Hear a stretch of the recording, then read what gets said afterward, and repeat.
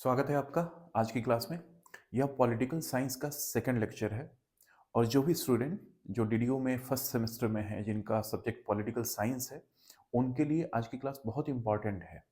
उसके अलावा भी जो लोग टीजीटी पीजीटी के जो एग्जाम्स दे रहे हैं या जिनका भी सब्जेक्ट पॉलिटिकल साइंस है और उससे संबंधित यदि कोई एग्जाम दे रहे हैं तो इस जो टॉपिक है इस टॉपिक से बहुत ही ज़्यादा प्रश्न पूछे जाते हैं।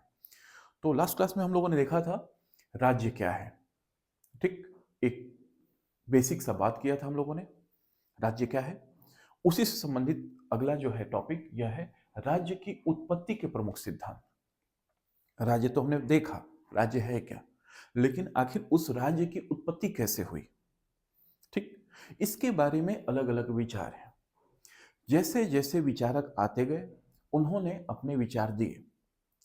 और देखिए, कोई भी थिंकर है, कोई भी विचारक है, वह किस हिसाब से कोई विचार देता है, वह उस समय की तात्कालिक परिस्थितियां देखता है कि उस समय की तात्कालिक परिस्थितियां क्या थी या आगे क्या हो सकती हैं, और वैसे सोचकर वह अपने जो टॉपिक है उसको लिखता है।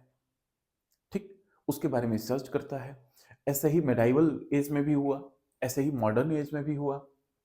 तो उनके विचारों को क्या होता है, हम लोग पढ़ते हैं। इसमें क्या है, इसी तरह से राज्य की उत्पत्ति के भी संबंध में बहुत सारे विचारकों ने अपने अपने विचार दिए। उनमें से जो कुछ प्रमुख विचार हैं उनके बारे में हमें पढ़ना है, क्योंकि वहीं से सीधे सीधे क्वेश्चन पूछे जाते हैं। तो देखिए, इसके बारे में क्या है, हमें कुछ जो प्रमुख विचार हैं उनके बारे में मैं लिखता हूं और एक एक करके हम लोग पढ़ते हुए चलेंगे। छोटे छोटे लेक्चर बनाएंगे ताकि आपको कोई असुविधा ना हो पढ़ने में और आसानी से सारी चीजें आप रिकनेक्ट कर पाए। ठीक है, तो पहला, इसी में राज्य की उत्पत्ति के प्रमुख सिद्धांत में सबसे पहला और प्राचीन सिद्धांत है, वह है राज्य की उत्पत्ति का दैवी सिद्धांत। दैवी सिद्धांत। ठीक, ठीक इसी तरह से राज्य की उत्पत्ति का शक्ति का सिद्धांत।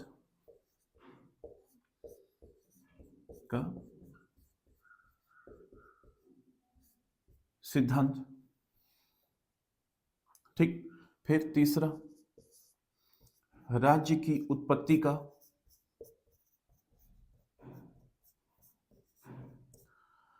परिवार का सिद्धांत।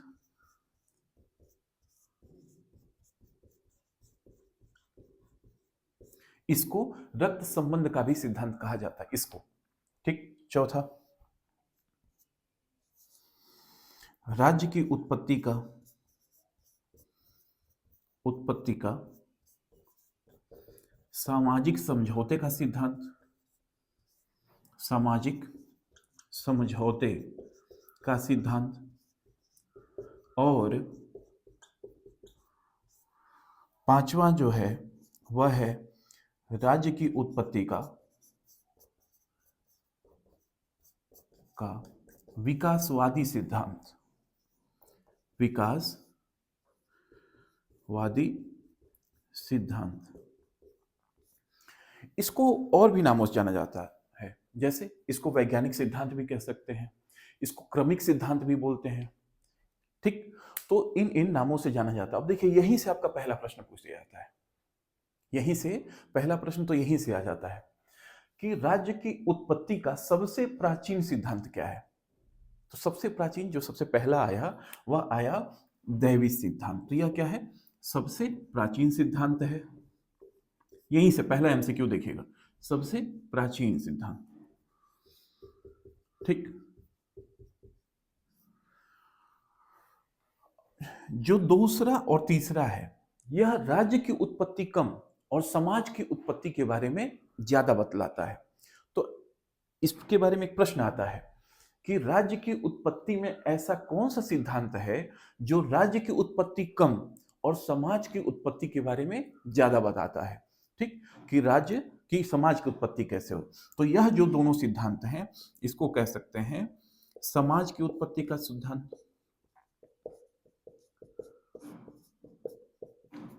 यहां से दूसरा एमसीक्यू हो गया। तीसरा, जो ये दोनों है ना, इन्हें उदारवादी सिद्धांत कहा जाता है। उदारवादी सिद्धांत। तो देखिए, यही से एमसीक्यू हो रहे हैं आपके। ये सब जब आप पढ़ लेंगे, फिर जाकर आपका जो भी यूपीएच है या जिससे भी आप लोग पढ़ते हैं, एक बार जाके उसके प्रीवियस ईयर के क्वेश्चन पढ़िएगा। ठीक, आपको ऐसे ही प्रश्न मिलेंगे कि राज्य की उत्पत्ति का सबसे प्राचीन सिद्धांत क्या है, कौन सा है? तो दैवी शक्ति का सिद्धांत है, दैवी का सिद्धांत है। समाज की उत्पत्ति का ऐसा कौन सा राज्य की उत्पत्ति का सिद्धांत है जो समाज की उत्पत्ति ज्यादा बताता है? तो ये दोनों हो गए। उसके बाद से पूछेगा कि इनमें से उदारवादी सिद्धांत कौन सा है, सारा दे देगा, हो सकता है इनमें से केवल एक ही कोई दे, और कहेगा इनमें से उदारवादी सिद्धांत कौन सा है। तो आप यहां से आसानी से जो है वो बता सकते हैं। अच्छा, अभी के समय में सबसे प्रामाणिक किसको माना जाता है, किस सिद्धांत को हम माने? ठीक, तो हालांकि हम सारा पढ़ लेंगे, उसके बाद से हम इस निष्कर्ष पे पहुंचेंगे ना कि हमें किसको मानना है। लेकिन जो हमारे पॉलिटिकल थिंकर्स हैं, वो अभी किसको मानते हैं सबसे ज्यादा? राज्य की उत्पत्ति का विकासवादी सिद्धांत, जो वैज्ञानिक सिद्धांत है, जो क्रमिक सिद्धांत के नाम से भी जाना जाता है। ठीक, इसी को लोग ज्यादा मानते हैं। तो आज का हमारा टॉपिक रहेगा राज्य की उत्पत्ति का दैवी सिद्धांत। इन पांचों को आप लोग चाहें तो स्क्रीनशॉट ले लीजिए। उसके बाद से हम लोग क्या होगा, फिर हम लोग एक एक करके पढ़ेंगे। ठीक, आइए। अब क्या है, राज्य की उत्पत्ति का दैवी सिद्धांत। अब देखिए, इसमें दैवी शब्द जुड़ा है ना। दैवी का मतलब जो एक्सट्रीम पावर, जो सबसे सुपर पावर है, उसकी बात है। वो चाहे किसी भी धर्म की बात हो। ठीक, उन्होंने क्या बताया है? अब जैसे कोई भी टॉपिक हम लोग पढ़ते हैं तो उसकी प्राचीनता हम लोग कहां से लेते हैं? वह ऐसे देखते हैं ना कि कितना प्राचीन है। तो देखिए, जितने भी धर्म के लोग हैं, वो अपने धर्म के बारे में, जो जहां से उनके धर्म के बारे में बताने की शुरुआत कही गई होगी, वहीं से तो मानेंगे ये सबसे प्राचीन है। जैसे हिंदू धर्म में यदि आप लोग बात करेंगे तो आप कहेंगे ना कि मनु ये सबसे प्राचीन थे, देवी देवता लोग जो लोग आए वो सबसे प्राचीन थे, वहां से बातें होती हैं। ऐसे ही यहूदी धर्म में जो ओल्ड टेस्टामेंट में लिखा हुआ है, उसके बारे में हम लोग समझेंगे, उसके बारे में ये लगता है कि ये सबसे प्राचीन है। ऐसे ही इस्लाम, चाहे कोई भी धर्म हो, हर एक धर्म में जो लिखा गया है, व्यक्ति पहले उसी को मानता है। ठीक इसी तरह से आप इसको ऐसे समझिए कि दैवी सिद्धांत है, यह बतलाता है कि राज्य की उत्पत्ति कैसे हुई। तो इसके बारे में देखिएगा क्या बताता है ये। यह बताता है कि राज्य की जो उत्पत्ति हुई, ठीक, वह ईश्वरीय सत्ता की देन है। वह ईश्वर की देन है, उसी ने राज्य बनाया है, और राज्य को चलाने के लिए उसने अपना एक प्रतिनिधि राजा को चुना। किसको चुना? राजा को। किसने चुना? ईश्वर ने। और यह सारे धर्म वाले मानते हैं, वह अपने अपने ईश्वर को मानते हैं, लेकिन वह यह मानते हैं कि धरती पर जो पहला राजा हुआ होगा वह ईश्वर के द्वारा ही बनाया गया होगा। इस सिद्धांत के अनुसार, जो धरती पर पहला राजा हुआ होगा वह ईश्वर के द्वारा ही बनाया गया होगा, वह यह कहता है सिद्धांत।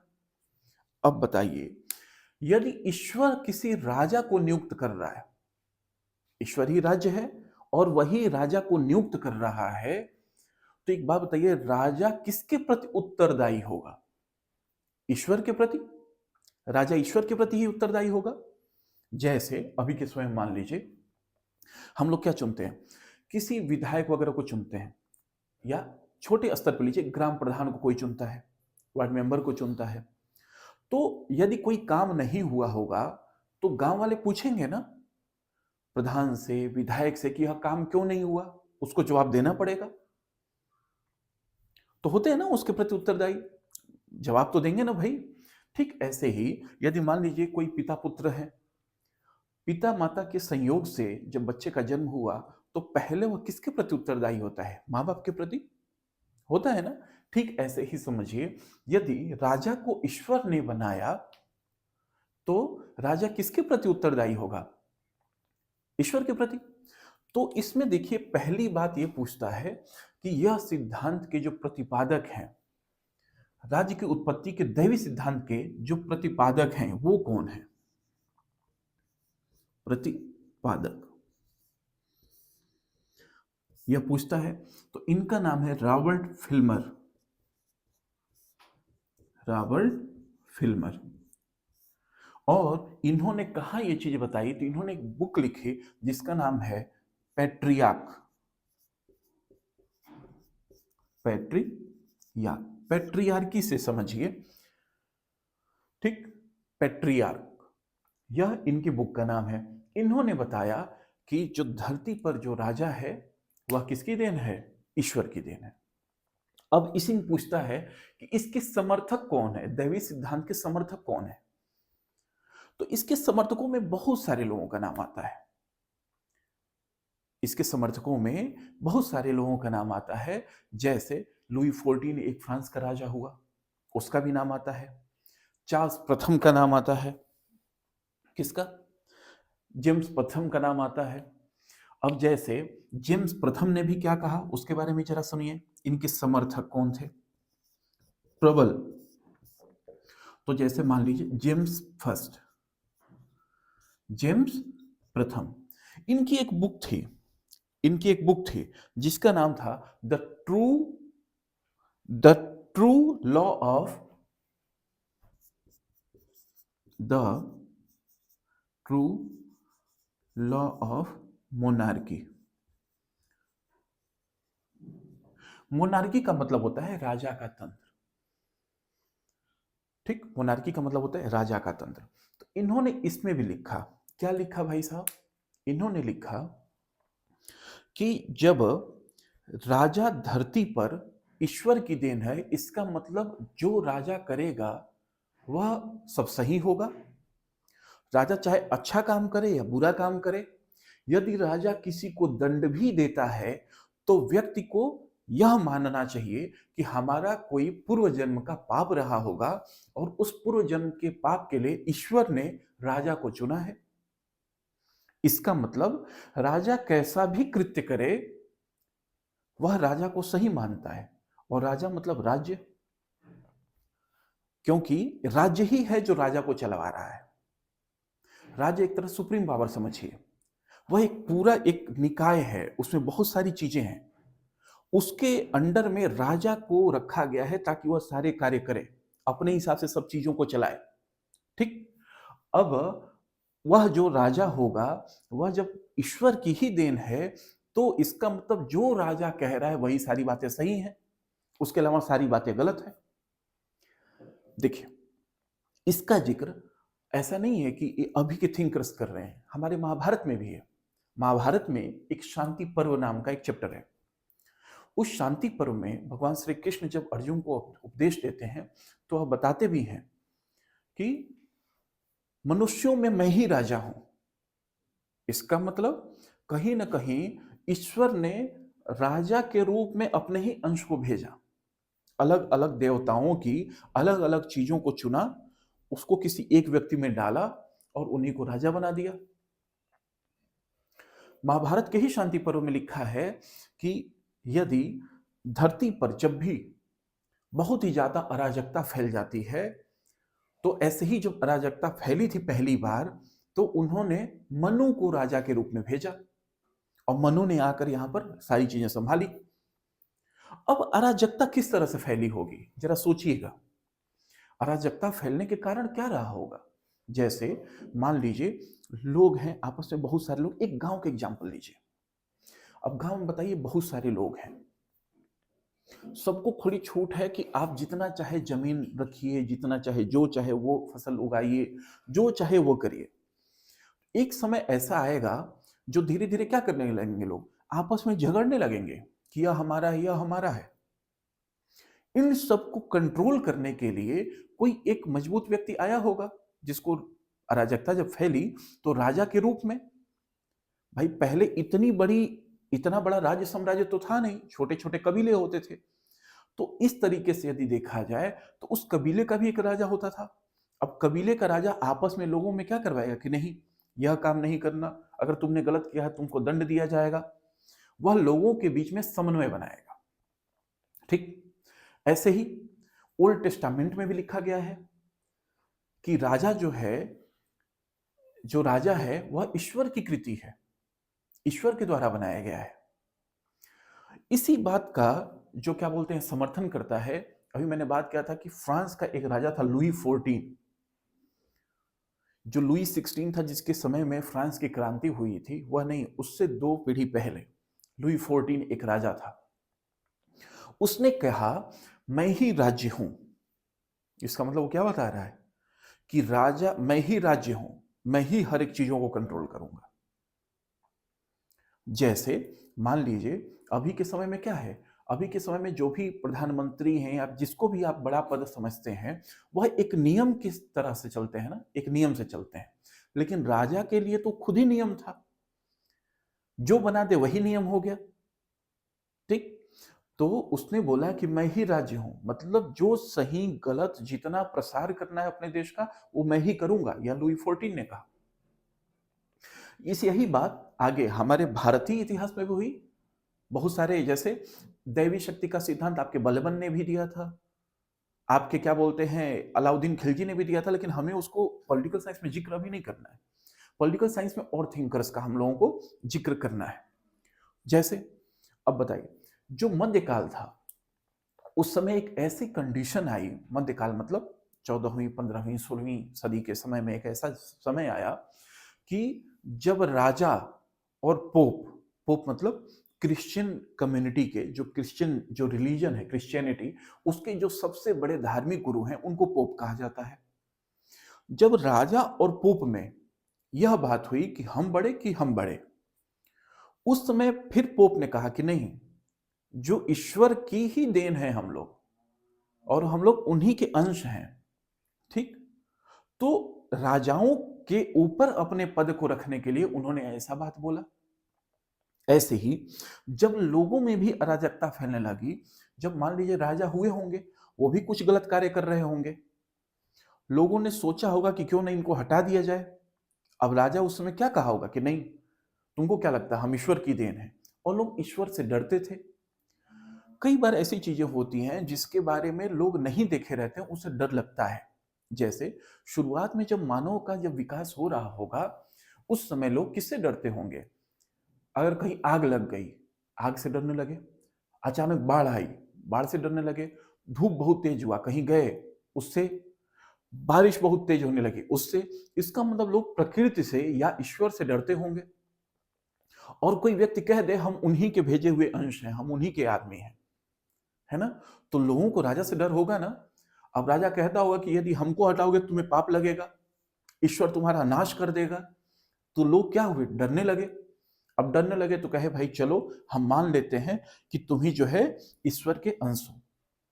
आगे इसके बारे में और बाद में जब हम लोग देखते हैं कि जब लोकतांत्रिक भावनाएं बढ़ने लगी, लोकतांत्रिक मतलब लोकतांत्रिक जनतांत्रिक आप कह लीजिए, जब ऐसा लगने लगा कि लोकतंत्र का प्रचार होने लगा, कि लोग चुनने लगे राजा को, लोग चुनने लगे अपने देश के सर्वोच्च पद को, तब राजाओं ने फिर डराया नहीं। क्योंकि देखिए पावर का एक नशा होता है।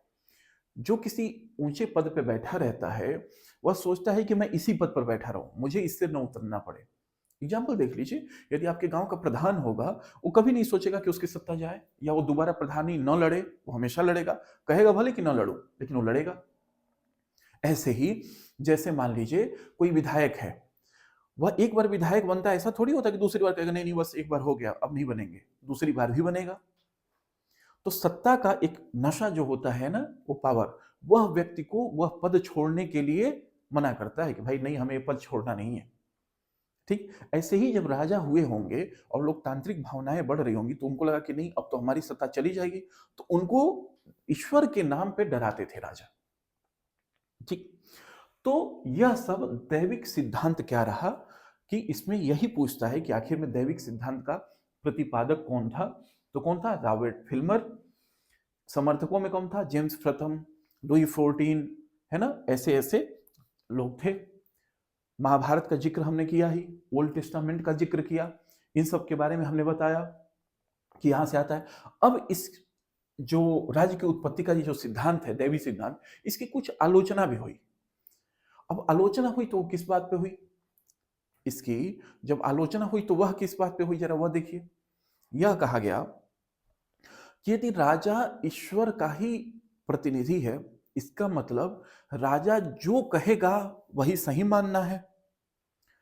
तो राजा यदि गलत करे, हम उसको भी सही मानने लगे, तो इस तरह से तो राजा जो है वो निरंकुश होने लगेगा।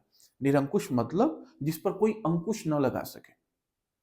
ठीक, राजा ऐसा होने लगेगा। अब जब राजा ऐसा होने लगे जिस पर कोई अंकुश ही ना हो, तो सोचिए राजा तो और क्रूर होने लगेगा। इस आधार पर भी आलोचना हुई। इस आधार पर भी आलोचना हुई कि कहीं इसके लिखित साक्ष्य नहीं है। इस आधार पर भी इसकी आलोचना हुई कि जैसे मान लीजिए मैं या कोई भी XYZ किसी पर्सन को ले लीजिए, मान लीजिए वह ईश्वर को नहीं मानता और कहा जाए कि यह राजा जो है वह ईश्वर का ही रूप है धरती पर, तो बात बताइए वह डरेगा ही क्यों? क्योंकि वो तो ईश्वर को मानता ही नहीं है। तो नास्तिकों के लिए यह कोई मतलब ही नहीं रहा इस पॉइंट का। ठीक, ऐसे ही लोकतांत्रिक भावना जब बढ़ने लगी, या अभी के समय में मान लीजिए कहीं राजतंत्र तो है नहीं, मोनार्की तो है नहीं, मोनार्की नहीं मतलब राजा का तंत्र नहीं है, अब तो लोग ही चुनते हैं। और जब लोग ही चुनते हैं लोगों को, तो ये कैसे मान ले कि यह ईश्वरीय देन है?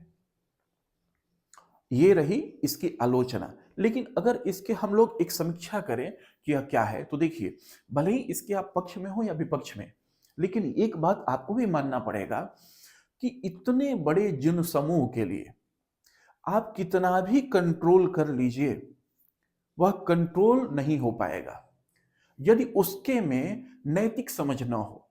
जैसे नैतिक अब इस बात को जरा समझिए। मान लीजिए आप दूर दराज के क्षेत्र में गांव में रहते हैं, आपके आसपास भी गांव होंगे, अचानक हर एक गांव में लोग एक दूसरे को मारने काटने लगे, ऐसे से चारों तरफ होने लगे, कितनी पुलिस आ जाएगी? क्या ही कर लेंगे लोग। लेकिन यदि लोगों में नैतिक समझ है कि नहीं, मैं क्यों ही मारूं काटूं, मेरा क्या ही बिगाड़ रहा है, मुझे अपने सच्चाई के रास्ते पे चलना है, मैं किसी का क्यों कुछ बिगाड़ूं, क्योंकि ईश्वर है, अगर मैं किसी का बिगाड़ूंगा तो मेरा भी बिगड़ेगा। यह सोच जो है काफी हद तक शांति को बनाए रखने में बहुत ज्यादा लाभदायक थी। ठीक, तो कहीं ना कहीं चाहे इसकी सकारात्मक बातें कह लें या भले ही इसका कोई आलोचना हो, लेकिन इसकी बहुत सारी अच्छी चीजें भी निकल कर आई।